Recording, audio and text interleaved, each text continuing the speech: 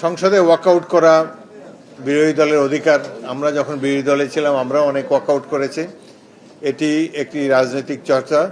তবে দীর্ঘস্থায়ী ওয়াকআউট বা দীর্ঘ সময় ধরে সংসদ বয়কট করলে গণতন্ত্র ক্ষতিগ্রস্ত হবে, জনগণ আবার তাদের অধিকার হারিয়ে ফেলবে।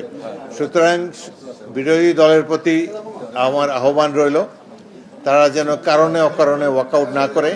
সরকারি দলের প্রতি আহ্বান রইল, তারা যেন বিরোধী দলকে অ্যাকোমোডেট করার চেষ্টা করে, বিরোধী দলকে তাদের কাজ করার মতো সেই স্পেসটা যাতে তাদের দেয়, এবং বিশেষ করে যেসব দল স্বৈরশাসনের বিরুদ্ধে একত্রে রাজপথে আন্দোলন করেছে তারা যেন নিজেদের মধ্যে ঐক্য বজায় রাখে। না হলে আবার বিদেশে যারা পালিয়ে আছে তারা আবার ফিরে এসে এই দেশে আবার দুঃশাসন কায়েম করবে। সুতরাং নিজের রাজনৈতিক দলের ম্যানিফেস্টো বাস্তবায়ন করতে গিয়ে জনগণের অধিকার যাতে হরণ করা না হয় সে ব্যাপারে সরকার বিরোধী দল উভয় যত্নবান থাকবেন বলে আশা করি। গত 17টি বছর আমাদের জন্য, আমাদের জীবনের মূল্যবান 17টি বছর কেড়ে নিয়েছে।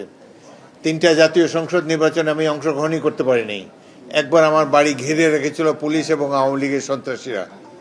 সুতরাং গণতন্ত্রের চর্চা ব্যাহত হয়েছে এবং গণতন্ত্র না থাকার কারণে হত্যা, গুম, লুট, রাষ্ট্রীয় সম্পদ পাচার হয়ে বিদেশে চলে গিয়েছে।